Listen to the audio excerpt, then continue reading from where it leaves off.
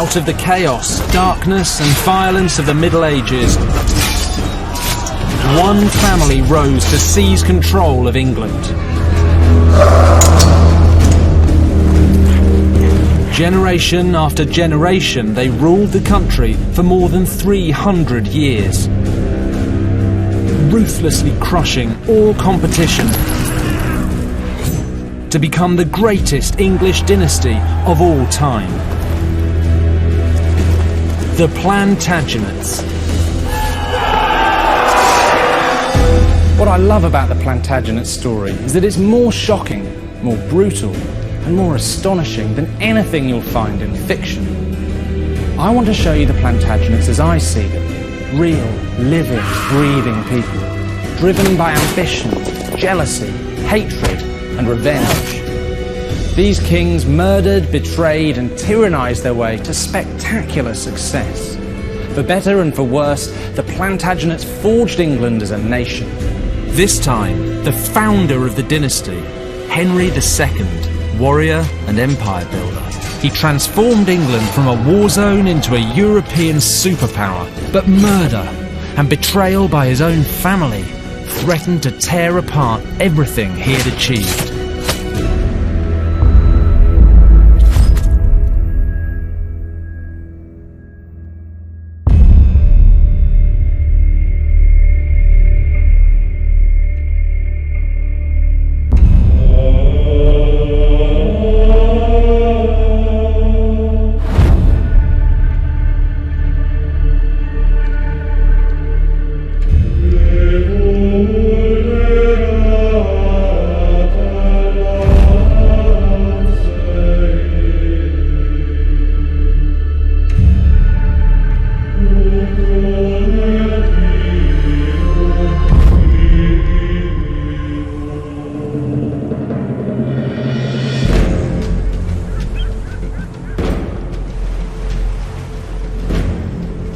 In 1153, Henry Plantagenet sails to England with an invasion force, aiming to seize back the throne.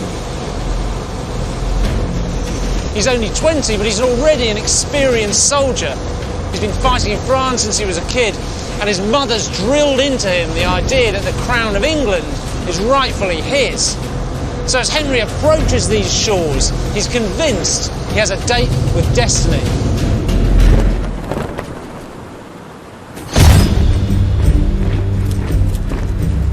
Henry's a powerhouse with a fiery temper, bursting with raw energy and ambition. Within a year, Stephen is dead and Henry is crowned Henry II, the first Plantagenet king.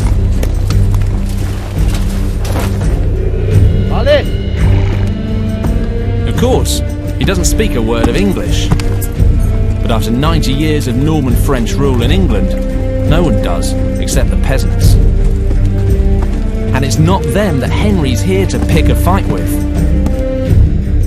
It's the barons. For a generation, the barons have been fighting vicious turf wars, burning, looting, raping, killing.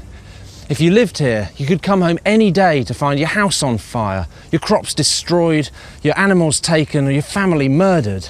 And this has been going on for nearly 20 years, as long as the new king has been alive. Henry's future, and the future of England, depends on bringing the barons to heel. He could simply destroy them. His army's big enough. But instead, he does something totally unexpected. High on the Welsh borders is Wigmore Castle, once one of England's greatest fortresses. It's the power base of Hugh Mortimer, toughest of the barons, and the last to hold out against the new king.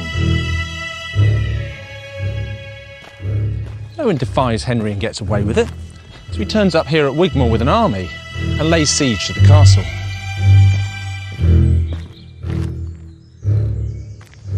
Henry's got Hugh surrounded, but he's not here to destroy him. He just sits outside. Here I am. Here's my army. What are you going to do about it? Unsurprisingly, Hugh folds, but it's what Henry does next that marks him out as a king to watch, because he takes Hugh's castle away from him then gives it straight back. He's saying you can have your power, but only because I say so. I'm the king, I'm in control, and you work for me. One reason Henry has the confidence to take on such powerful men is because he has a formidable ally. Henry's queen is Eleanor, Duchess of Aquitaine. 10 years his senior, she's such a famous beauty, students across Europe sing bawdy songs about bedding her. She shocked the continent by divorcing the King of France in 1152 and marrying Henry just 2 months later. They're a good match. By the time Henry takes the throne, she's already produced their first son. But this queen is far more than a baby machine. As Duchess of Aquitaine, she's a serious political player in her own right. Henry brings muscle, Eleanor brings prestige. Together, they're a match for anyone. And their union creates a Plantagenet empire that stretches from the borders of Scotland to the Pyrenees. But to keep control of such vast territory, Henry has to do something radical. Control's everything to Henry. The question is, how does he maintain it? He could use his barons to rule the different regions, that's standard medieval practice. But as far as Henry can see, the barons will only do things his way as long as it suits them. To get what he wants, Henry's going to have to do things a little bit differently. Henry's genius is to create a new army, not of soldiers, but of clerks. Educated commoners. Unlike the barons, they'll do exactly what he wants. What Henry invents is the basis of the civil service that still runs the country today.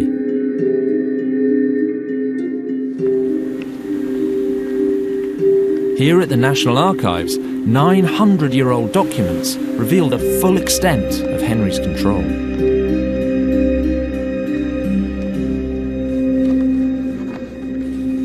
So this is a writ from the second year of Henry's reign. And it's an official instruction from the king. We can see the king, Rex here, Duke of Normandy, Duke of Aquitaine. He's sending an instruction to the Sheriff of Dorset, ordering him to give back a farm in the village of Rampersham to its rightful owner. And that might sound mundane, but hundreds of these survive. And what they show you is Henry's interest in every last field and pasture of his kingdom. And this isn't everything Henry's doing. He's also rebuilding royal finance through the Exchequer. He's sending his justices roving about the country to re-establish law and order. What it all adds up to is Henry's complete obsession with stamping his control over every area of his new kingdom.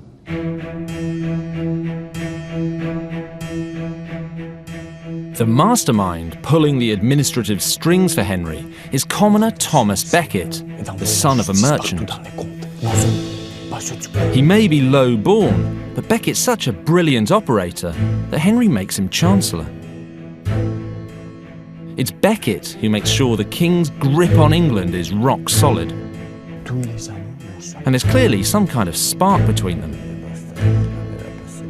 They quickly become drinking buddies, hunting partners, and best mates.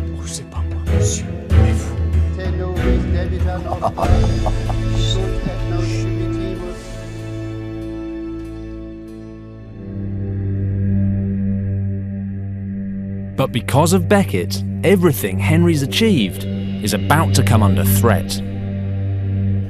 The trouble begins here at Canterbury, seat of power of the one part of England that remains beyond Henry's control, the Church. One Englishman in 5 is a cleric, and they're effectively above the law. Whatever crime they commit, even rape or murder, only church courts can try them. The worst punishment they can give out is a fine. The king can't touch them.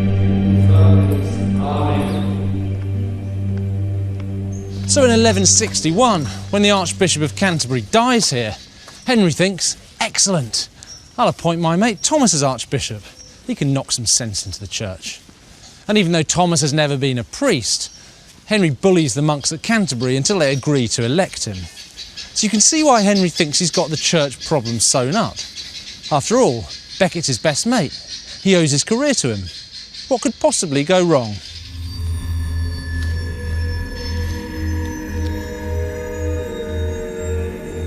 Henry's failed to spot a massive problem. In the medieval world, there is a higher power than the king. Becket finds God.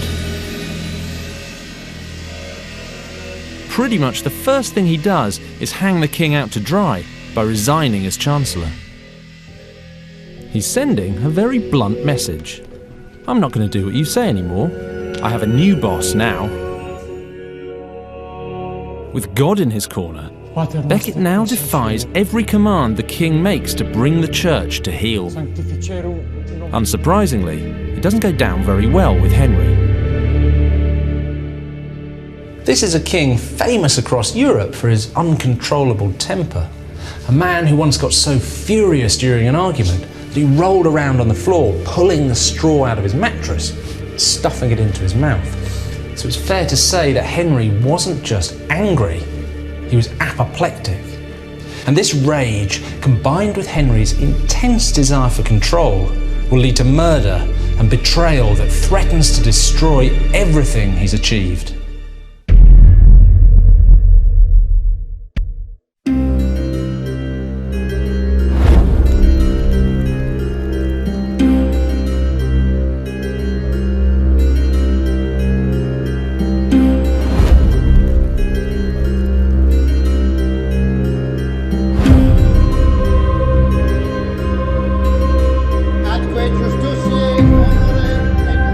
Westminster, July 1170. Henry II is having his eldest son, young Henry, crowned King of England, effectively king in waiting.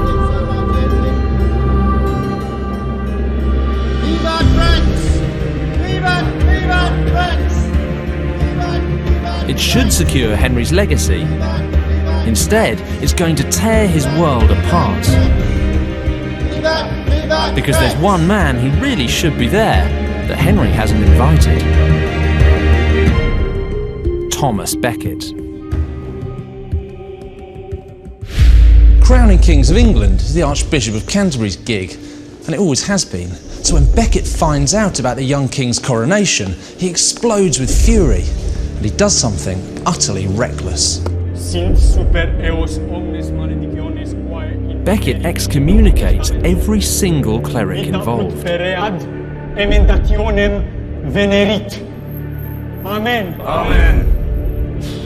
As far as he's concerned, they're quite literally going to hell. When the news reaches Henry, out comes his Plantagenet rage again, and he says something he'll come to regret for the rest of his life. Becket! Becket!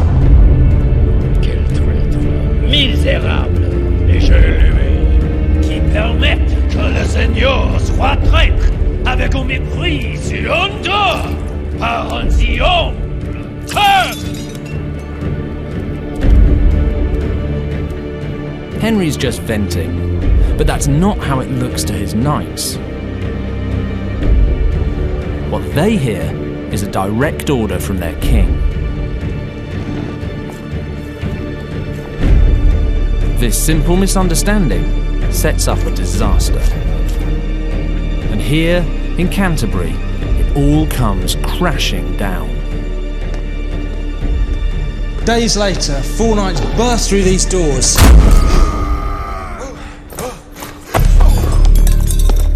And they march into the cathedral to confront Becket here.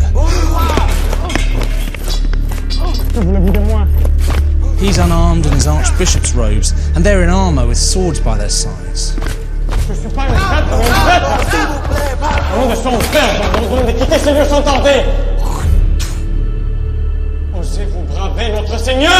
Furious words are exchanged. They try and drag Becket out of the cathedral, but he resists.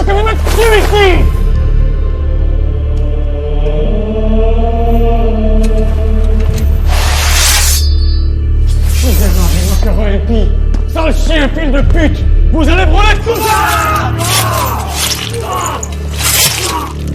And it's at this point one of the knights draws his sword and brings it down on Becket's head, chopping off part of his skull.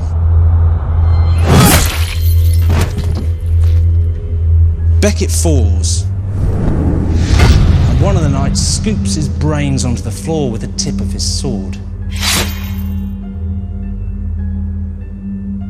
But they're not alone, because hiding in doorways and behind pillars are Becket's friends and supporters, bearing witness to an event that'll shock Christendom. Every single good thing that Henry II has done in his career until now may as well be wiped out, because this is what he'll be remembered for.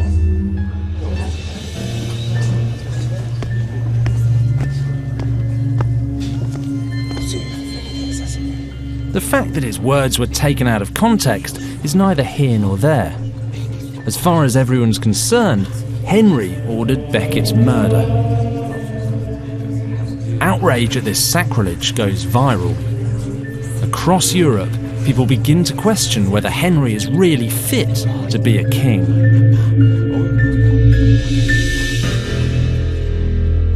Henry realises straight away how damaging this will be. This is the first time since his meteoric rise that he's been vulnerable. But I think it would have hurt him personally as well. He and Becket may have been knocking lumps out of each other for years, but this is still a man who was once his closest friend, who understood him better than anyone else. The humiliated king makes himself scarce and goes to Ireland on campaign.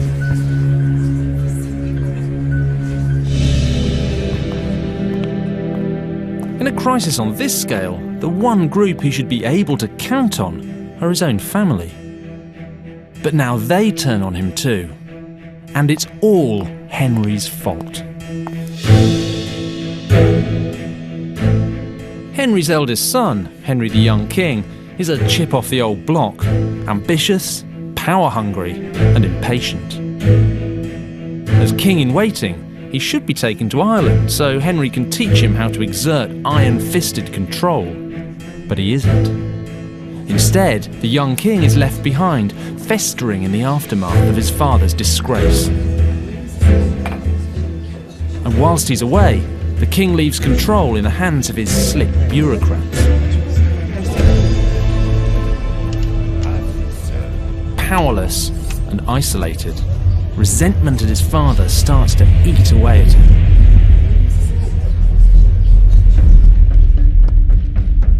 Another surviving document reveals just how humiliating life is for the young king.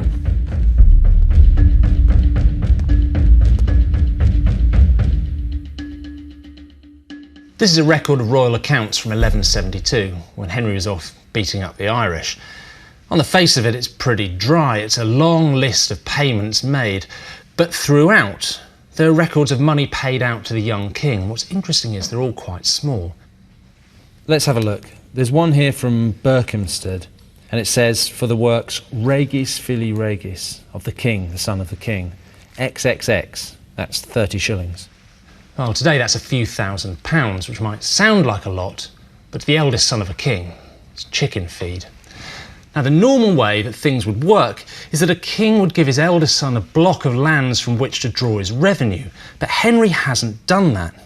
He's kept everything to himself to keep control. So the picture you get reading this is of the old king, one of the richest, most powerful men in Europe, while his eldest son is going around cap in hand begging money from royal officials.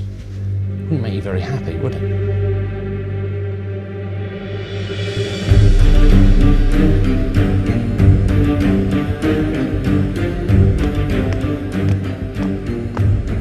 Resentment is spreading through the rest of the family too.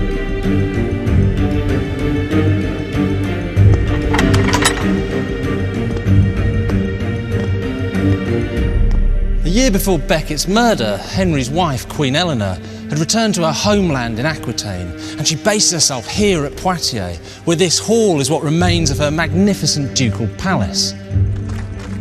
After years living in a foreign country, Eleanor's come back with her favourite son, Richard, to train him to take over her lands there when she dies. Finally, she's back where she belongs. This is where she was born. This is where she was raised. And frankly, the food and the weather are better here too. But Eleanor's about to find that her Aquitaine is now a very different place. A spanking new cathedral is being built in the town centre. This is more than just a church. It's a PR statement designed to sell the Plantagenet Dynasty to the people. And the banner headline of this message is a spectacular window. Incredibly, it's survived intact for nearly 9 centuries. If you look at this stained glass window high up in the cathedral, you can see Henry, Eleanor and their 4 sons. It's like a snapshot of a united family ruling together over England and half of France. Except it isn't really like that, because in Aquitaine, Eleanor finds it's Henry's men collecting the taxes, Henry's men controlling the barons. Even when her husband's hundreds of miles away, it's obvious that he's the one who's in control. Now, Eleanor might have brought Aquitaine to Henry in marriage, but that doesn't mean it's his. Then Eleanor discovers something Henry's done that to her is unforgivable. Behind her back, Henry has mortgaged off part of her Aquitaine to secure a political alliance. And this is like coming home one day to find your husband's changed the locks, sold all your stuff, and invited a whole bunch of other people to live there. It's not just Eleanor who's fuming. Richard is spitting blood about his lost inheritance too. At one stroke, Henry has created 2 powerful new enemies, and he probably doesn't even realise it.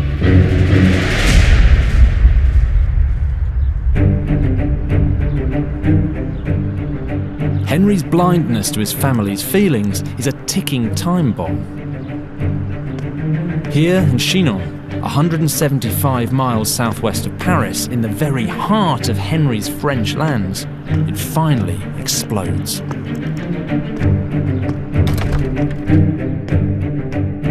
Chinon Castle has enormous strategic importance. If you want to rule the Plantagenet Empire, controlling it is absolutely essential. And that's exactly why Henry the young king expects that one day this castle will be his. Then, one night, Henry announces he's giving Chinon Castle, the jewel in the Plantagenet crown, to John, the young king's 6-year-old brother.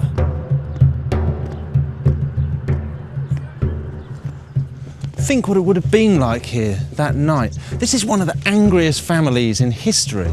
Try and imagine all that Plantagenet rage just boiling up. I don't think there'd have been much pleasant chit-chat over dinner. Chinon!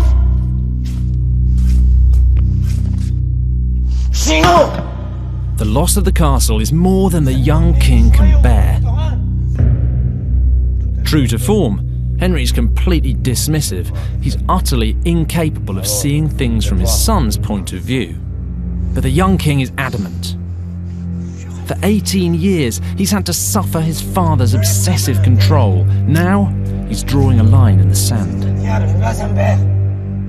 The young king should have known better. Henry was never going to give up control without a fight.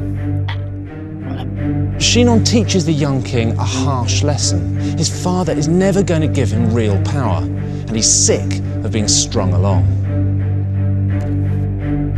But if Henry thinks he's got the young king where he wants him, he's dead wrong. His eldest son is now hell-bent on taking the old man down.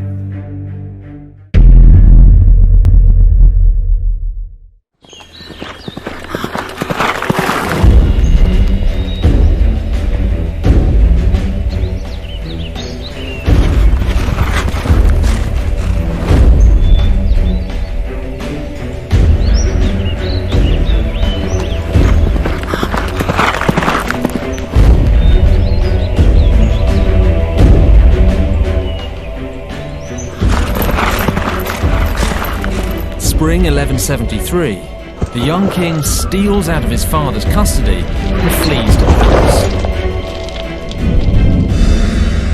Paris, straight into the arms of Louis VII, King of France. This is out-and-out betrayal.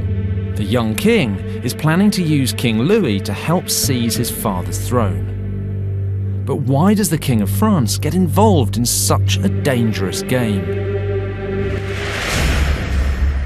To Dr. Julie Barrault, an expert in the medieval French court, it makes perfect sense.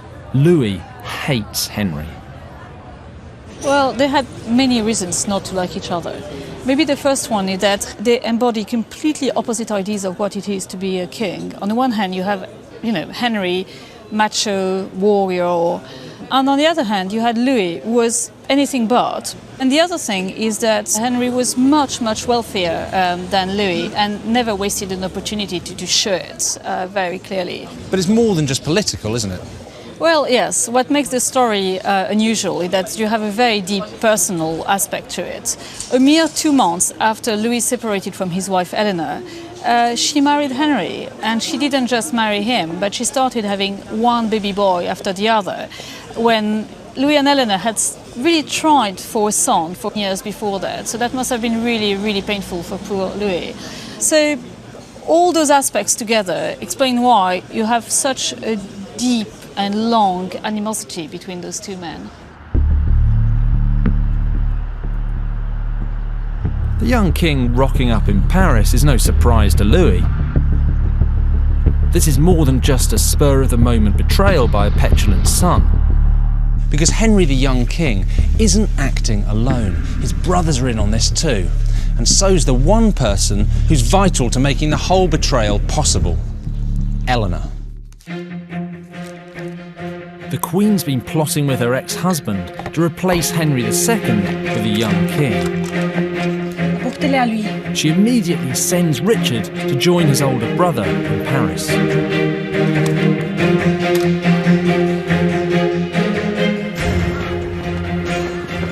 A few days later, Eleanor follows.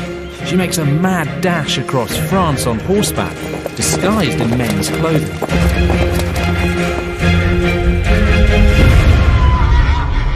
But she doesn't make it. She's caught on her way to Paris by Henry II's men and brought to Chinon Castle, not as a queen, but as a prisoner.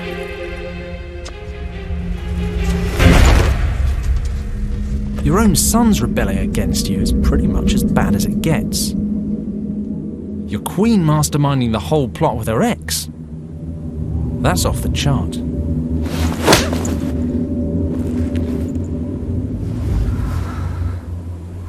The scandal rocks medieval Europe.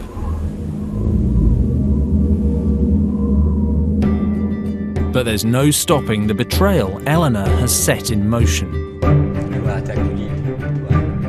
In Paris, Louis, Richard and the young king are mobilizing to attack Henry from all sides. And not just in France. They're going to hit him where it hurts the most: England. Plenty of English barons are still pretty sore about having their wings clipped by Henry II. The young king promises to give them everything back. Now, the last time the English barons had that sort of power, they basically destroyed the country. So this is a pretty reckless promise. It's not careful strategy. But that's the young king for you. He's good at betrayal, but he lacks his father's political savvy. He just wants to win, whatever the cost. He even cuts a deal with Henry's other mortal enemy, the King of Scotland. The young king promises him big chunks of England if he attacks Henry from the north. For a king of England in waiting, this is a dangerous game. But it works. By the spring of 1174, Henry faces a perfect storm. Full-on revolt is spreading across his empire, all sparked by his family's betrayal. And whilst Henry's fighting in France, England is turning into a disaster zone. The King of Scotland has invaded the north, and foreign mercenaries are flooding across the Channel to support the Barons' revolt. If Henry doesn't do something drastic, England will be lost.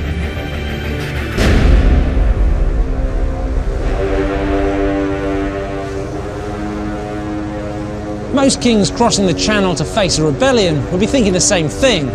Raise an army, crush them by force. But Henry's got something else up his sleeve, because he realises it isn't his barons or even his sons who are threatening his empire. It's the dead hand of Thomas Becket rising up from beyond the grave. It's more than 3 years since Becket was killed in Canterbury Cathedral. In that time, Henry's troubles have gone from bad to worse.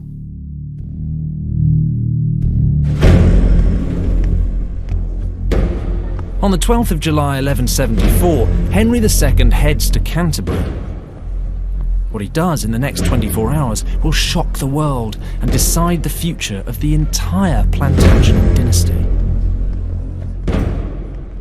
Just outside the city walls, he stops, removes his boots, and begins to walk barefoot along the road. People watching must be wondering if the desperate king has lost his mind. The streets here in Canterbury are full of people all nudging each other, pointing, maybe even trying to grab him. They know it's the king because behind him the royal standard's fluttering, but he's dressed as an ordinary pilgrim in rough woolen clothes. And he's barefoot, and the roads aren't nice and clean and smooth. They're muddy, they're filthy, they're full of broken pots and sharp stones that cut his feet to shreds. This isn't just physically painful, it's humiliating. The King of England is dragging himself through the mud, leaving bloody footprints behind him. Henry's performing the most public act of penance imaginable, begging God and Becket to forgive him. This can only end in one place, Canterbury Cathedral. This wretched 3-mile walk is actually propaganda dynamite. Every person who sees it will spread the news of the scale of the king's penance. But Henry isn't finished yet. He knows he has one chance to win back the hearts and minds of his kingdom, and he's planning something spectacular.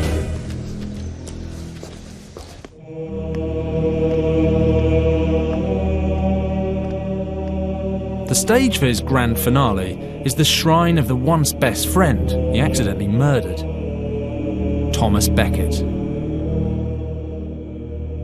When Henry enters the cathedral, dirty, bloody and drained, Thomas's shrine isn't up there.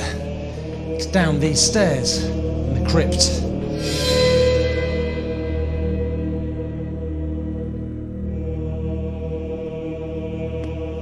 And it's down here in the dark among the columns that Henry does something absolutely extraordinary. In front of Becket's tomb, Henry kneels down and commands the monks to whip him.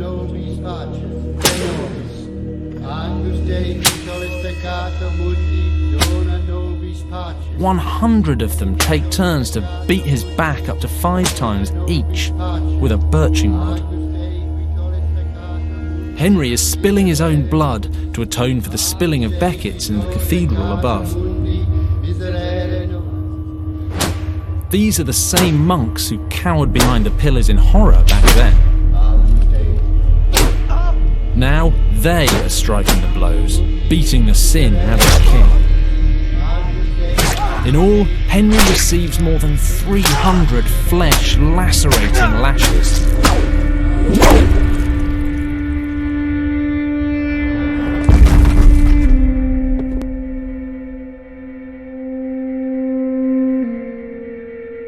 There may be far fewer people down here than up there, but these are the men who write about what they've seen, who tell the world. They may be Henry's punishers, but they're also his propagandists. It's a masterstroke of charismatic kingship. This is Henry's best shot at quashing the whispering campaign against him. But there's no guarantee it will save him. Then, something extraordinary happens.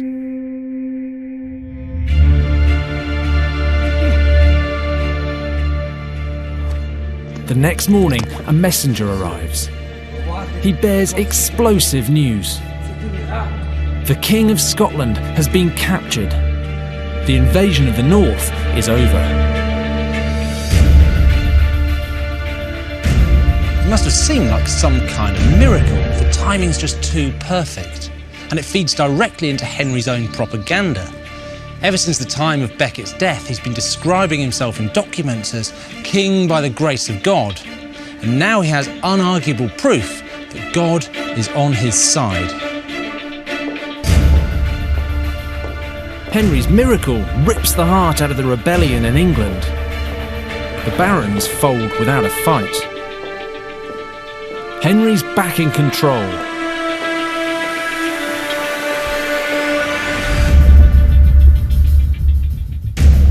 In less than a month, he's free to head back to France and take the fight to his traitorous sons.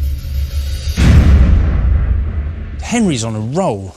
When he gets back to France, the rebellion melts away before him. First he persuades the flaky young king to switch sides, and that leads Richard to fold as well. The rebellion is snuffed out. For Henry's family, it's a catastrophe. They gambled everything and lost. The king has crushed them. But he now faces a dilemma: what to do with his treacherous family.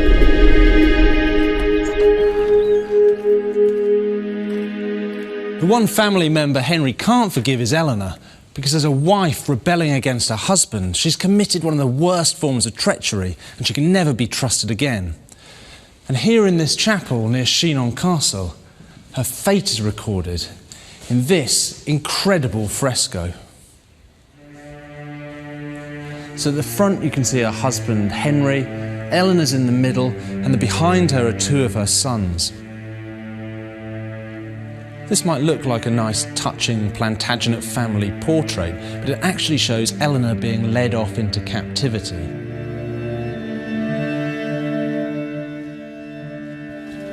Henry may not need Eleanor anymore.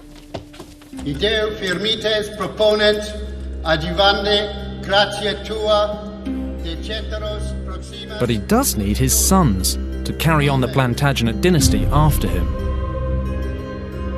So in a public ceremony of reconciliation, he forgives them. He even gives them money and castles.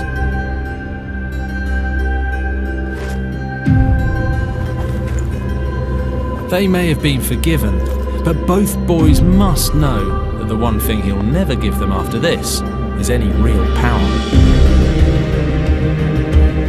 Henry simply can't see that his obsession with control might be the root cause of all his family's betrayals. And this blindness to his own faults will ultimately destroy him.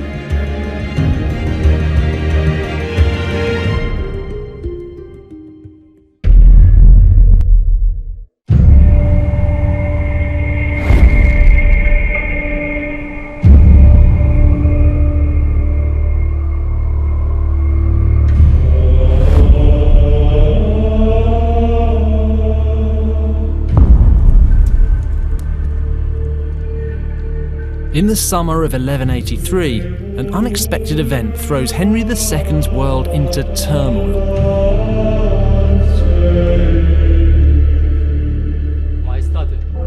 His eldest son, the young king, dies, not by the sword, but of dysentery.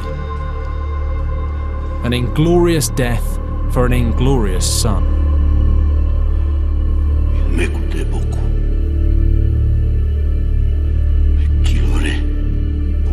Plus longtemps, mais m'écoutait même plus.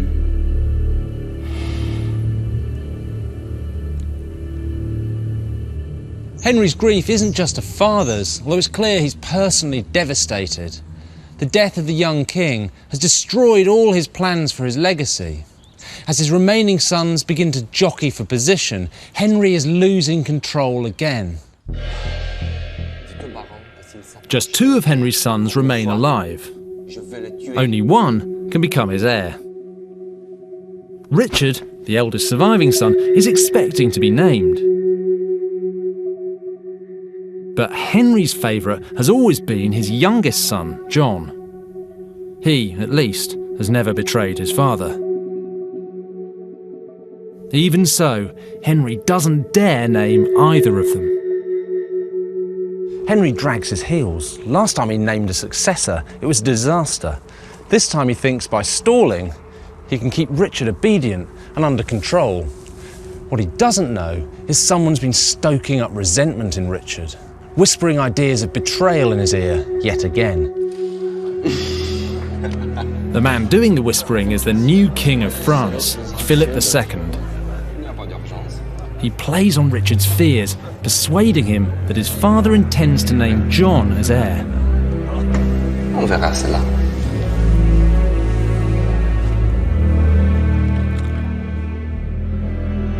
Richard demands that Henry formally names him as his successor. And of course, Henry refuses. That would mean giving up control. So with Philip by his side, Richard once again goes to war against his father. In less than a month, they tear through the heart of Henry's French lands, winning every battle. It's not long before a defeated Henry finds himself holed up again, back here at Chinon Castle, with his son and the King of France at the gates. They're young, ambitious and aggressive. Henry's old and tired. The one thing he could never control has finally caught up with him. Time. Outside, his Plantagenet heartland is collapsing. The empire he built and has ruled over for more than 30 years is being ripped from him by his own son. It's a final, total defeat. On the 3rd of July 1189, Henry rides out from Chinon to meet Richard. A man who spent so much of his life on horseback that his legs are physically bowed now has to be strapped into the saddle to stop him from falling off. Richard's demands are read out. He wants land, he wants money. More than anything else, he wants to be the next king. It's all Henry can do to nod his head weakly and agree. At the end, he leans in for one last embrace and he whispers to Richard, "God grant that I may not die until I've had my revenge on you." Somewhere in this broken old man is still Henry II, King of England.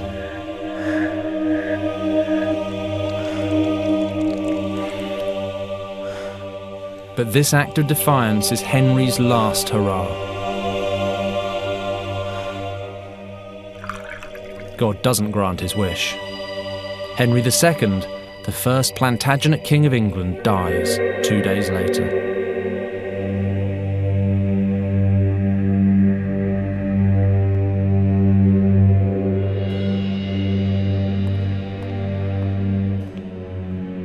Here, less than 20 miles from Chinon, in the family shrine at Fontevraud Abbey, Henry II lies buried. Beside him were buried the bodies of his wife Eleanor and his successor Richard, but not his favourite son John. For his whole reign, Henry kept a close grip on his kingdom. He never allowed his sons real control because fundamentally he didn't think they could do as good a job as he could. And when Richard and then John become king, they prove him right. Within 15 years, the Plantagenet Empire has collapsed, torn apart by rebellion and war. And that's why John's not buried here at Fontevraud with his mother and his father, because by the time John dies, this place is ruled by France.